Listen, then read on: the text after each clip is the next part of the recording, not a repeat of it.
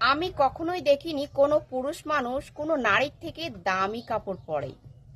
তো সবসময় পুরুষ মানুষই ইনকামটা করে।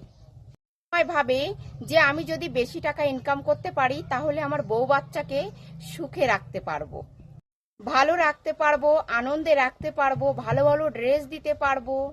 আর এটা ভেবেই কঠোর পরিশ্রম করে। তবুও অনেক সময় অনেক স্ত্রী আছে বলে ফেলে মুখের উপরে যে তুই আমার জন্য কি করেছিস, কোথায় বা তুই আমাকে সুখে রেখেছিস। তখন পুরুষ মানুষ মনে মনে খুব দুঃখ পায়।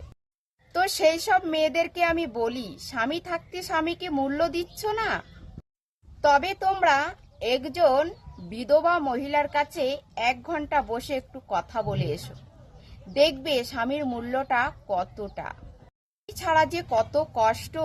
আর স্বামী নেই এর জন্য কিভাবে যে ওর দিনটা কাটছে সেটা একটু 1 ঘন্টা বসে জানবে। এই জন্যই বলি, স্বামী থাকতে স্বামীর মূল্য দাও, ভালোবেসে স্বামীর সঙ্গে সংসার করো। আর স্বামী না থাকলে কাঁদতে হবে। চোখের জল মোছানোর জন্য আপন মানুষ কখনোই খুঁজে পাবে না তখন।